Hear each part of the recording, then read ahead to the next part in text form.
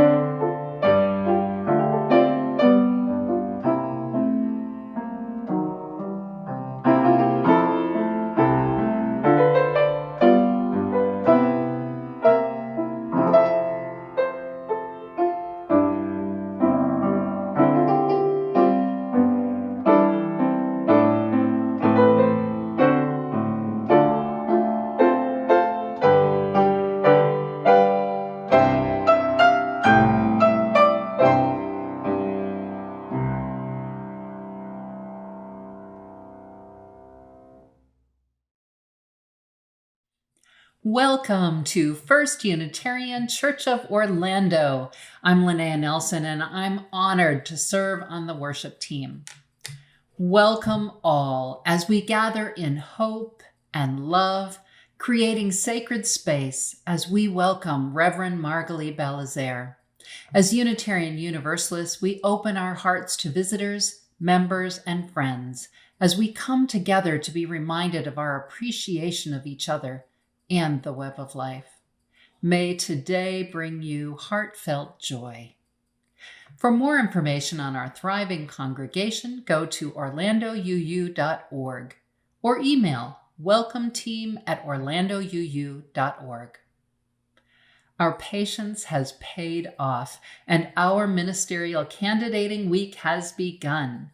It was great seeing so many yesterday at our drive-up event to meet and greet our candidate for ministry, the Reverend Margalie Belizaire. Today in worship, we're happy to welcome her to our pulpit. She'll also lead worship next week. And now here's an announcement from our board president regarding next week's important meeting and vote after the worship.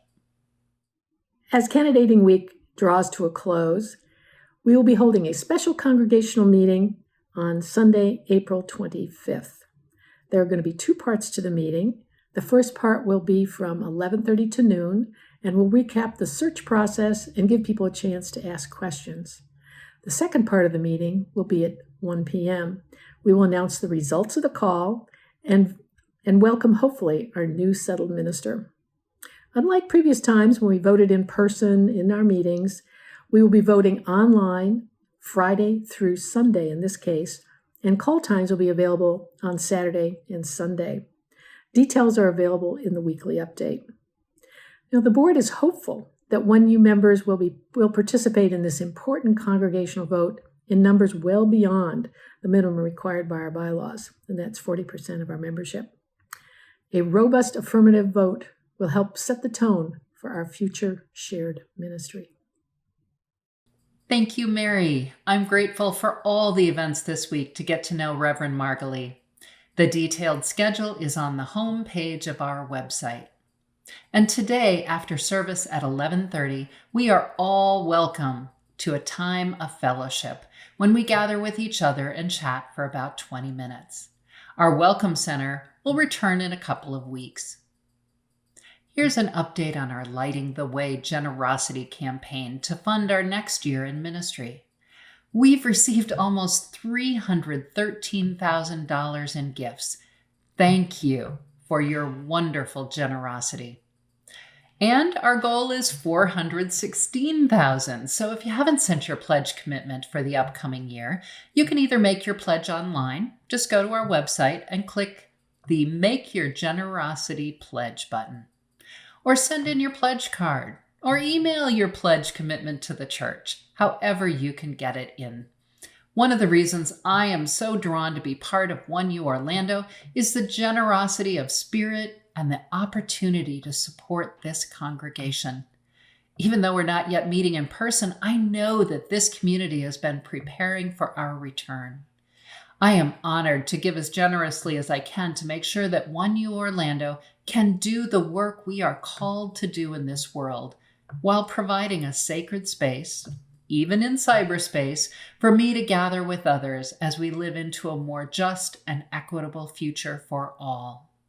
So please join me in making a gift or paying your pledge online. Just go to orlandouu.org and click the donate button in the upper right corner, or send a text or send a check. In your practice of generosity, also remember Share the Plate, which offers the benefits to our community partners. In April, the Share the Plate is with Joy MCC Food Pantry.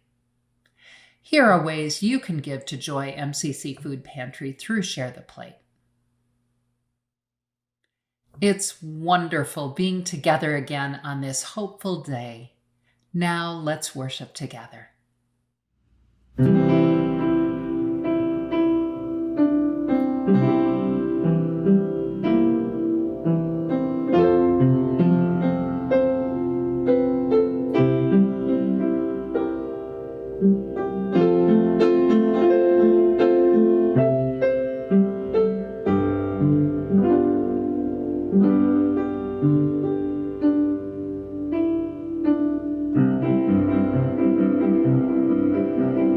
Enter, rejoice, and come in. Enter, rejoice, and come in. Today will be a joyful day. Enter, rejoice, and come in. Open your ears to the song. Open your ears to the song. Today will be a joyful day. Enter, rejoice, and come in. Open your hearts, everyone. Open your hearts, everyone. Today will be a joyful day. Enter, rejoice, and come in. Don't be afraid of some change. Don't be afraid of some change. Today will be a joyful day.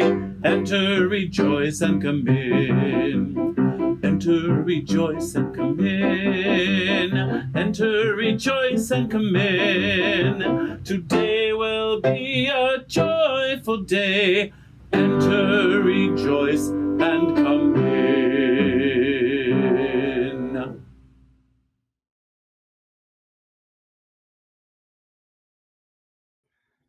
We call ourselves to worship this morning with the words of Cynthia Landrum.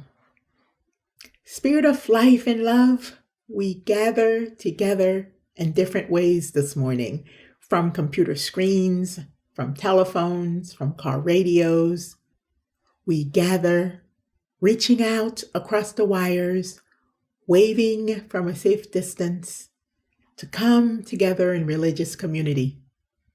From living room to front porch to car seat, we gather as we are able, ready to be of service to each other, to the world, ready to build a community of hope and of love as we face this bright morning. We are apart, but we are together. offering our love, our commitment, our hope, and our prayers in service to one another and this world. It is a new way, but an old way, that we come together in worship today. Come, let us worship together. Good morning. Good morning. We're the Haney family. I'm Marty Haney, and this is my grandson, I'm Amelia Tyson. and this is Amelia, my granddaughter, and this is our newest grandpuppy, Opie. And Unitarian Universalists light a chalice to mark the beginning of their time together in worship. So we hope that you will join us as we light the chalice. Please say the words with us. In the light of truth, In the light of truth, and in the warmth of love, in the Lord of love, we gather to seek, to to sustain, sing, and to share. and to say. Faith. And now we got to light the candle, guys. We're not quite done. This is the easy part. Okay? Okay.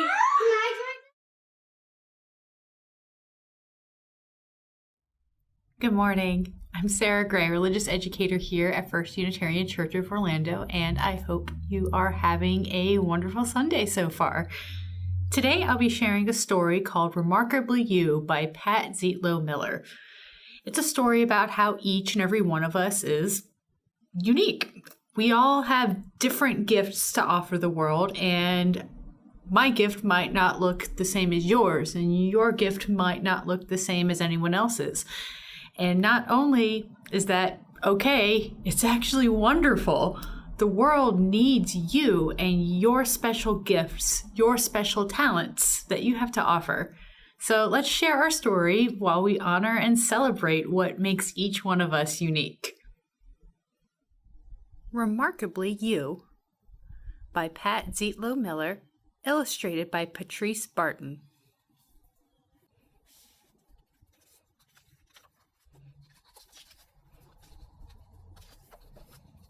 You might be bold, you might be loud, leading parades, drawing a crowd. You might be timid, you might be shy, quietly watching your neighbors go by. You might be small, one tiny sprout, learning new things when you're out and about. You might be big, practically grown, coming and going with friends of your own. No matter your volume, your age, or your size, you have the power to be a surprise. You have the know-how. You're savvy and smart. You could change the world. Are you willing to start? Don't sit on the sidelines. Be part of the fray. Go after your passions a little each day. Find what needs fixing, repair what you can, then choose a new problem and do it again. Perhaps you're uncertain, not sure what to do. Just look for the moments that let you be you. Like, maybe you're funny, or bookish, or fast, or maybe you're always decidedly last.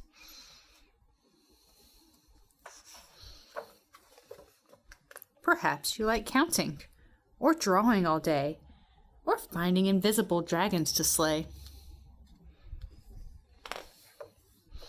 You have your own spirit, unparalleled flair, so rock what you've got. Every day, everywhere. Perhaps you wonder, or sing. The world needs your voice and the gifts that you bring. You can make a difference in big ways or small. You won't know how much till you give it your all. So find what you're good at, what you have to give. Then go share your sunshine wherever you live. You might be a helper who's first on the scene, a speller a builder, a rope jumping queen, a swimmer who knits, a cellist who cheers, a mutt-loving cat cuddler who volunteers. You are a blessing, a promise, a prize. You're capable, caring, courageous, and wise. You might go unnoticed or shine like a star, but wherever you go, and whoever you are, don't change how you act to be just like the rest. Believe in yourself and the things you do best. So whether you're daring or careful or kind, embrace who you are and the way you're designed. Dream your own dreams. Hear your own heart. You could change the world. You just have to start. Follow your path. Do what you love to do. Be completely, uniquely, remarkably you.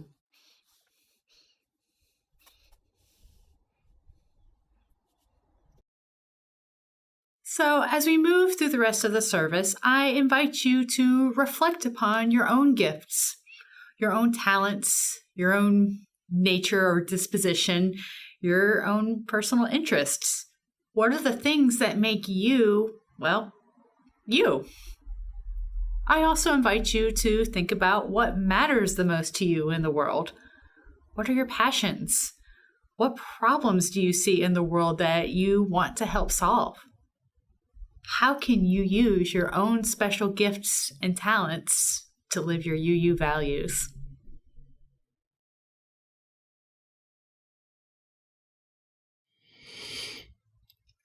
Close your eyes or keep them at a soft gaze as you are willing and able as we deepen into worship and enter a time of meditation and prayer. This morning we come together to worship, some of us with joy in our hearts, while others with sorrows. May there be space to hold all of it. We hold on our hearts beloveds we can't be with for whatever reason. For our Asian siblings, both in this church community and in the larger community, we pray and we are in solidarity with you. Love and compassion for anyone living through or following the George Floyd murder trial. May they get to practice good self-care. Have mercy on the people of Minneapolis and others of us who have to once again bear witness to how dangerous it is to navigate this world in a Black body. We pray for the safety of school children being terrorized once again by yet another school shooting, and for the parents and educators who support them. For the people of the island of St. Vincent having to evacuate their home and what is familiar because of the volcano eruption, may they be resilient. For those and for much more, we pray. We pray so that we may all get what we need to take good care of ourselves, our loved ones, and our neighbors.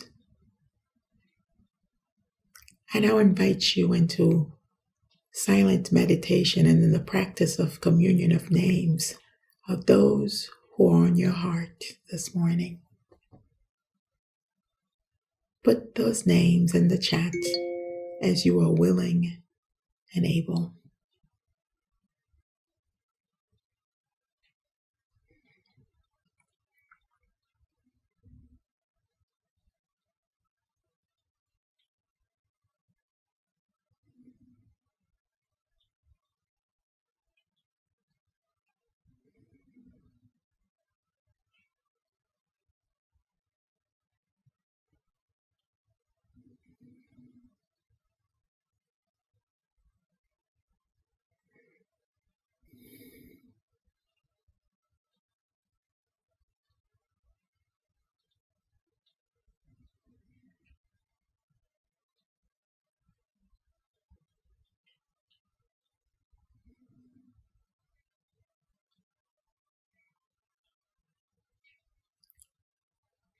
May we all get what we need. May it be so.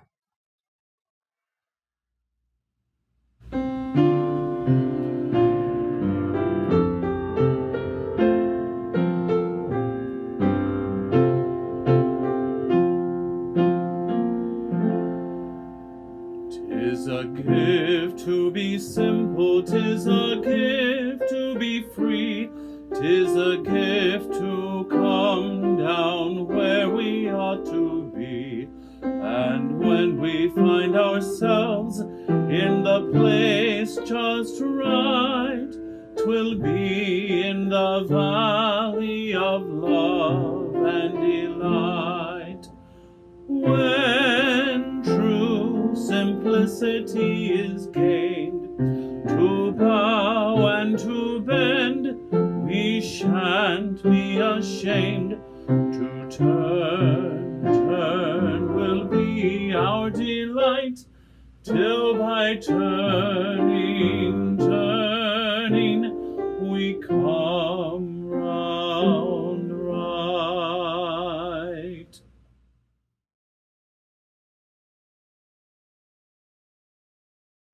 Let me make the songs for the people, songs for the old and young, songs to stir like a battle cry wherever they are sung. Not for the clashing of sabers, for carnage, nor for strife, but songs to thrill the hearts of men with more abundant life. Let me make the songs for the weary, amid life's fever and fret, till hearts shall relax their tension and careworn brows forget. Let me sing for little children before their footsteps stray, sweet anthems of love and duty to float o'er life's highway. I would sing for the poor and aged, when shadows dim their sight of the bright and restful mansions where there shall be no night. Our world so worn and weary needs music, pure and strong, to hush the jangle and discords of sorrow, pain, and wrong. Music to soothe all its sorrow, till war and crime shall cease, and the hearts of men grow tender, girdle the world with peace.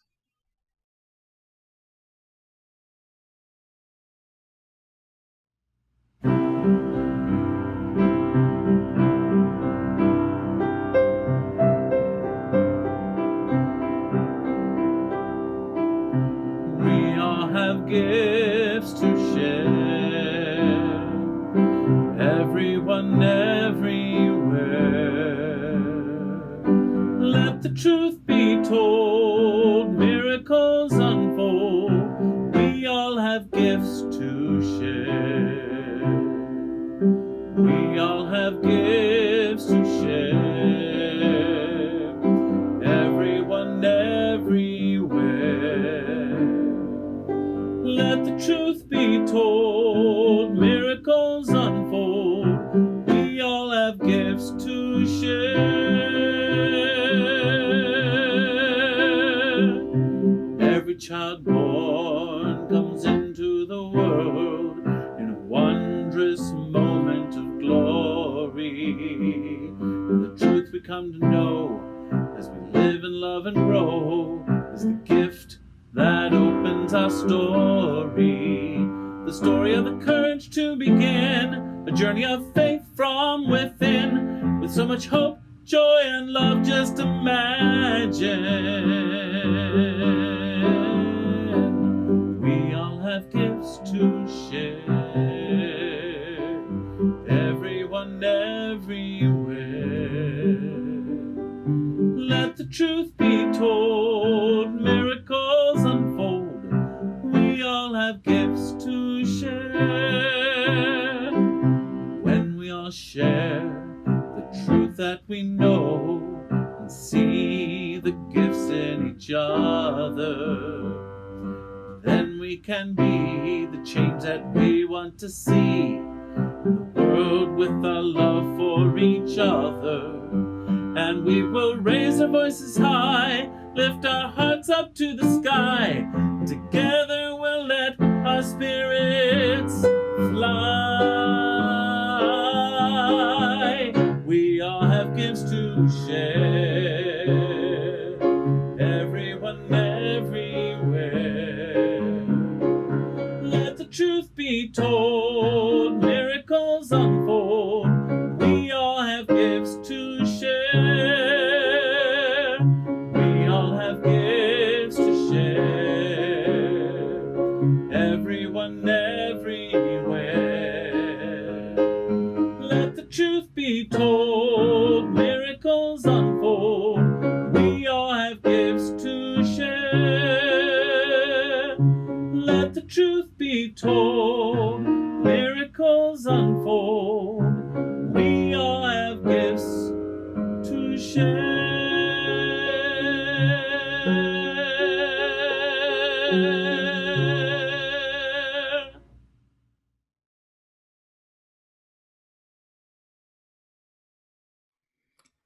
The 22-year-old poet laureate Amanda Gorman captured the heart of many Americans with her poem, The Hill We Climb, at the inaugural ceremonies on January 20th. Though many became acquainted with her on that day, she has been writing and reciting poetry for most of her young life. She is actually a published author of a book of poetry called The One for Whom Food Is Not Enough, and is in the process of releasing a children's novel. She's in fact an activist who uses poetry to fight oppression, racism, and sexism. In the inaugural poem, the line that stuck with me is, "We, the successors of a country in a time where a skinny Black girl descended from slaves and raised by a single mother can dream of becoming president, only to find herself reciting for one." Now, I suppose there are more impressive lines in this rich and meaningful poem, but this one reminds me of perhaps another skinny Black girl who was born 173 years before Amanda in 1825, the abolitionist and suffragist Frances Ellen Watkins Harper. She also used poetry and other writings as a form of activism. She published her first work when just 14, her first book at age 20. She went on to have a long and fruitful career writing, lecturing, and teaching. Unlike Amanda Gorman, though, she was not the successor of a country where she could have imagined a skinny Black girl reciting a poem before a president, let alone dream of becoming one. Yet, even as she moved about in the world in a Black body and a female body, she accomplished so much. Heck, her achievements are impressive in any time period or social location. Through it all, her words, her intellect helped her fight against racial and gender oppression. So, this morning, I want to share with you a little bit about the life of Frances Harper, one of our Unitarian ancestors. She has much to teach us about what it means to dedicate one's life to social justice causes. I am also intrigued by how 3 major events in her life shaped her and possibly turned her into such a compelling person, even with so many constraints and barriers in her way.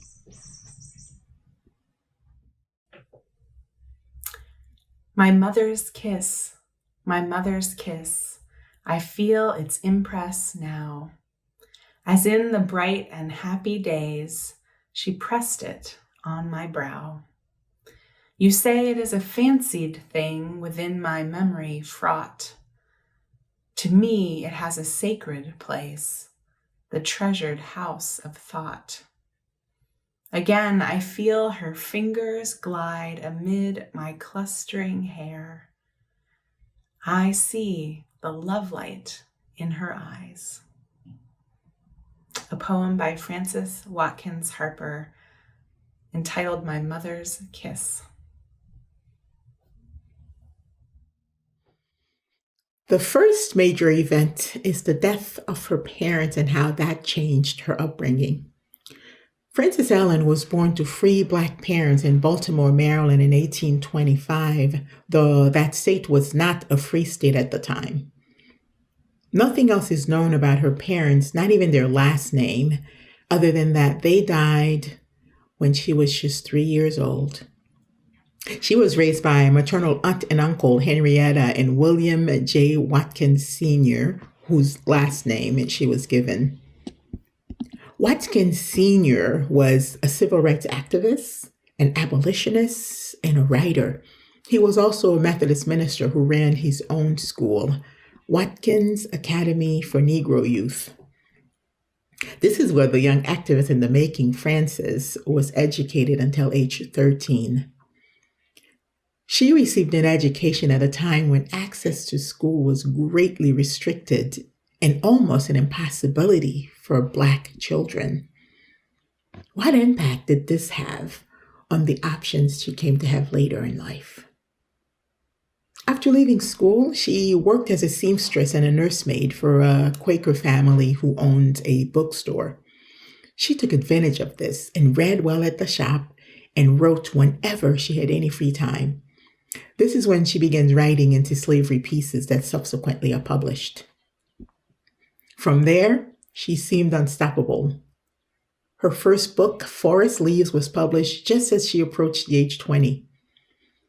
And this book was considered lost to the literary world for over 150 years.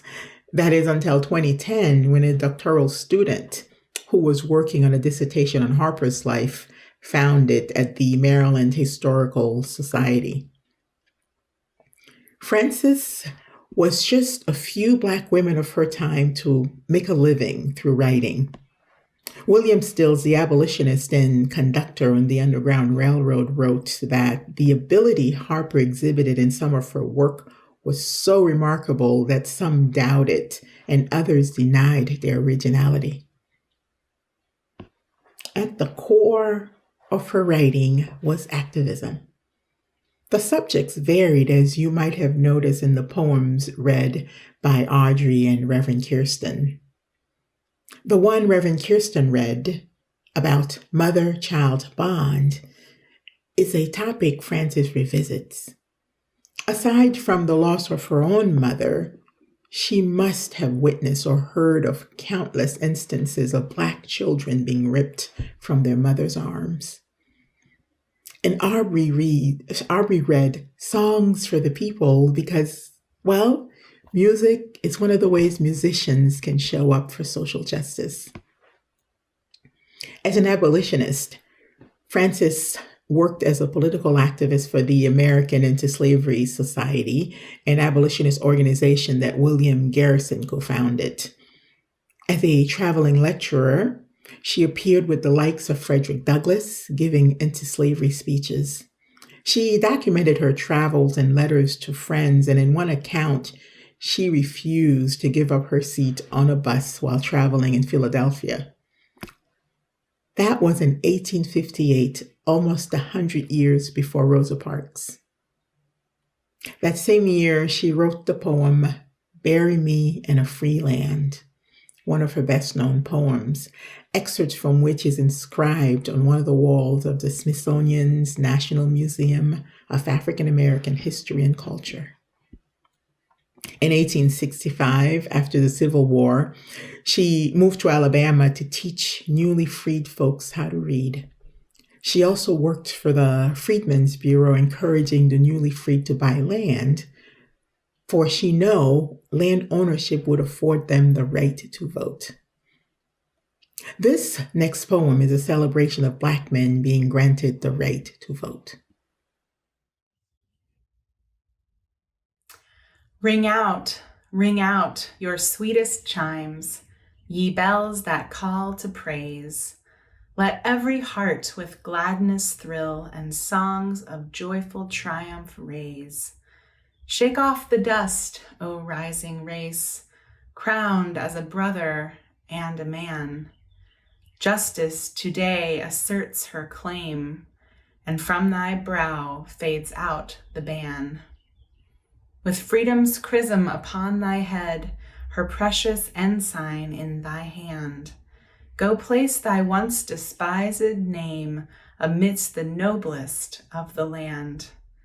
A ransomed race, give God the praise, who led thee through a crimson sea, and mid the storm of fire and blood, turned out the war clouds light to thee. This is from Frances Watkins Harper, the poem The 15th Amendment. What I wonder about is if Frances Harper would have become the passionate racial justice activist that she did, if not for this second event that took place when she was around the age of 26. While living in Ohio and teaching domestic skills at Union Seminary, her home state passed the Fugitive Slave Law. This law put her at risk of being enslaved even though she was born free, because it allowed for her and other free Blacks to be arrested and sold into slavery. So she remained in Ohio at the home of William Still and his family for about 2 years. And it was during that time she seemed to have dedicated her life to fight for racial justice. In addition to racial justice, Frances Harper was a suffragist. Her fight for just treatment of women started as a result of this third life-changing experience. She had withdrawn from public life after marrying Fenton Harper in 1860 at age 35. Fenton was a widower with 3 children. The couple also had a child together, Mary Frances Harper. And speaking to an audience as a suffragist event, Frances recounts this turning point.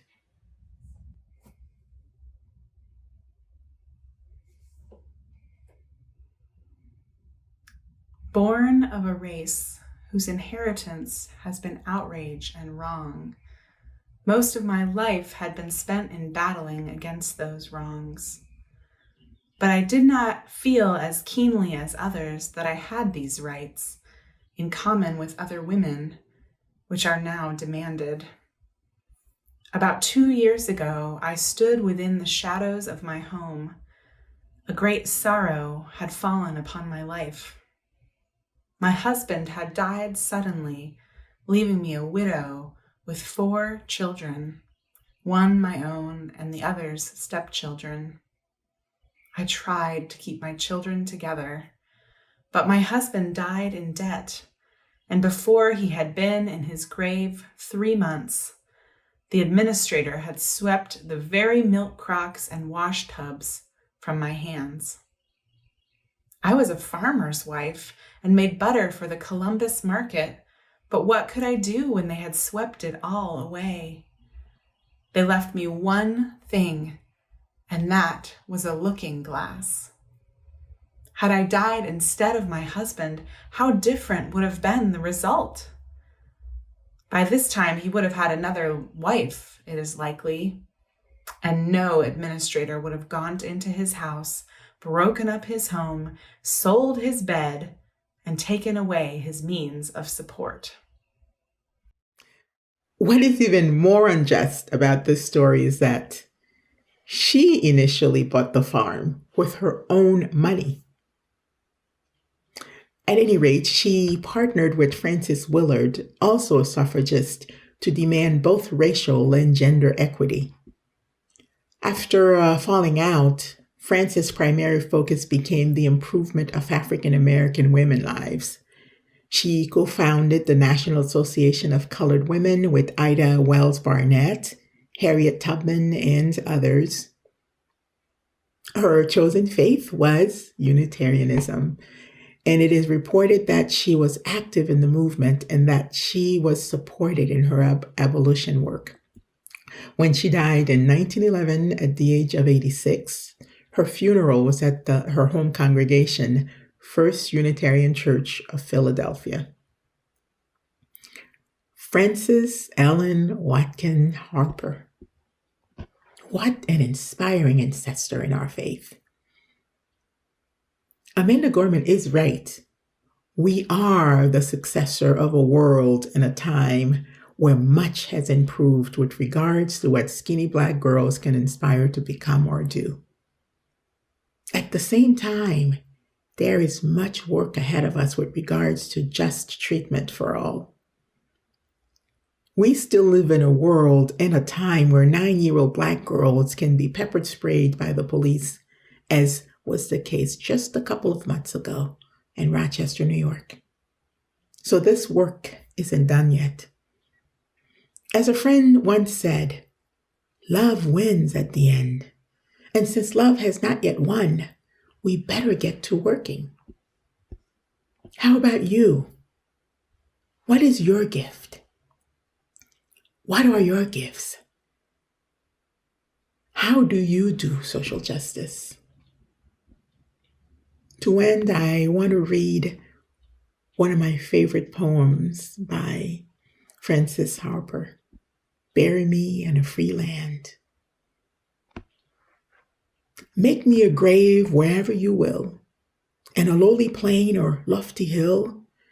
Make it amongst earth's humblest graves, but not in a land where men are slaves. I could not rest if around my grave I heard the steps of a trembling slave. His shadow above my silent tomb would make it a place of fearful gloom. I could not rest if I heard the tread of a coffle gang to the shambles led, and the mother's shriek of wild despair rise like a curse on the trembling air. I could not sleep if I saw the lash drinking her blood at each fearful gash, and I saw her babes torn from her breast like trembling dove from their parents' nest. I'd shudder and start if I heard the bay of bloodhounds seizing their human prey, and I heard the captive plead in vain, and as they bound afresh his galling chain. If I saw young girls from their mother's arms bartered and sold for their youthful charms, my eye would flash with a mournful flame, my death-pale cheek grow red with shame. I would sleep, dear friend, where bloated might can rob no man of his dearest right. My rest shall be calm in any grave where no one can call his brother a slave. I ask no monument, proud or high, to arrest the gaze of passers-by. All that my yearning spirit craves is bury me not in a land of slaves.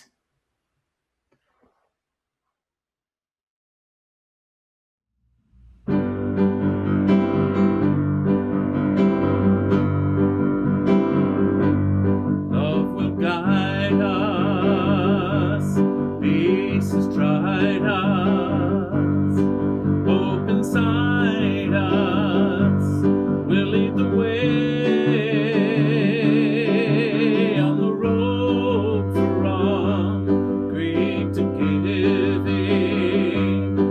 Love will guide us through the hard night. If you cannot sing like angels, if you cannot speak before thousands, you can give from deep within you.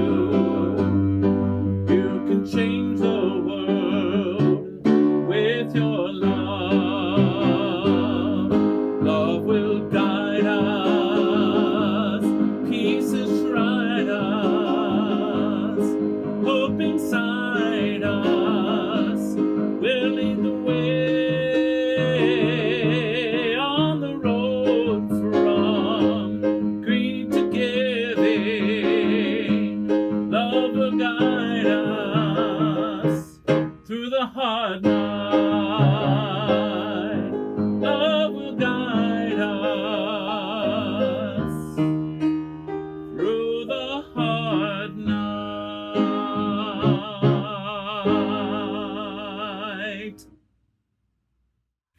Okay, are we ready? Okay, are you guys ready? Ready. Okay, please join us as we extinguish the flame. We extinguish the flame, but not the light of truth, the warmth of community, or the fire of commitment. These we carry in our hearts until we are together again. Okay. Whoop. Good job. Go in peace. Be well. Live gently yet powerfully. May you use your gifts to better the world. Worship has ended, and now the service truly begins. Spirit of life, come unto me. Sing in my heart all the stirrings of compassion.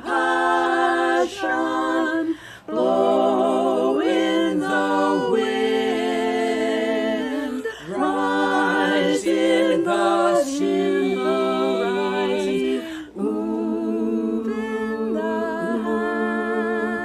Giving life the shape of justice.